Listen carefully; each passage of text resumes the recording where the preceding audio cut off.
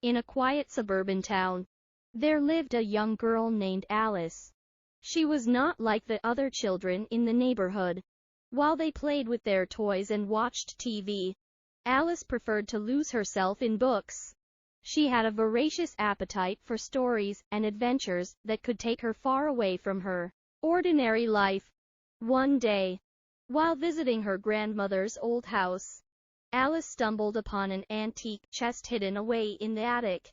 Inside, among the dusty relics of the past, she found a peculiar old book with a worn, leather-bound cover. Its title read, Adventures in Wonderland, A Journey Beyond Imagination. Curiosity got the best of Alice, and she opened the book. As she began to read, she felt an inexplicable sensation, as if the words were pulling her into their world. Suddenly, she found herself falling down a rabbit hole, just like the famous Alice from Lewis Carroll's tale. As she tumbled through the dark abyss, she saw bizarre and colorful scenes flashing by, and before she knew it, she landed in a world that defied all logic and reason. She had arrived in Wonderland, a place of enchantment and whimsy. In Wonderland, Alice encountered a multitude of eccentric characters. The Mad Hatter, with his never-ending tea party, introduced her to the concept of unbirthdays.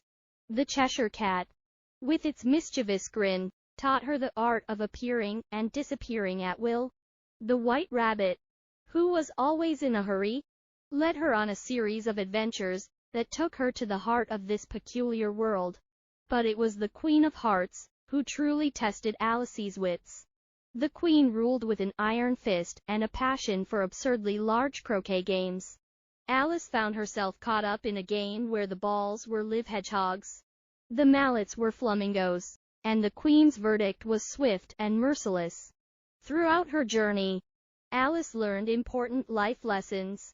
She discovered the power of imagination and how it could transform the ordinary into the extraordinary.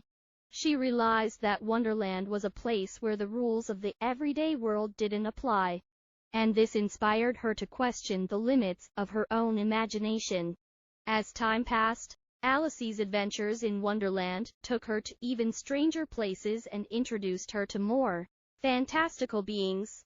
She encountered the White Knight, the Tweedledee and Tweedledum twins, and the Caterpillar, who spoke in riddles.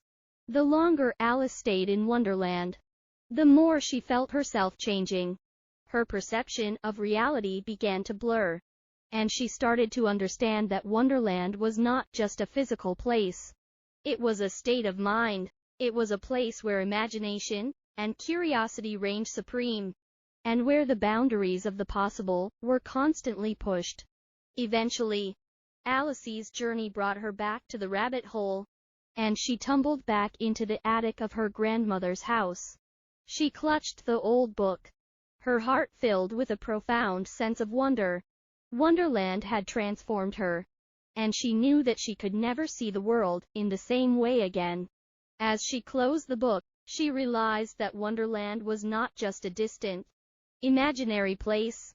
It was a realm that lived within her, waiting to be explored whenever she opened the pages of a book or let her imagination run wild. The adventures she had experienced in Wonderland had become a part of her own story, a testament to the boundless potential of the human imagination. And so, Alice's adventures in Wonderland, A Journey Beyond Imagination, became a cherished tale not only for her, but for generations to come. It was a story that reminded people that, no matter how ordinary their lives might seem, there was always a rabbit hole waiting to transport them to a world of wonder, if they dared to take the journey.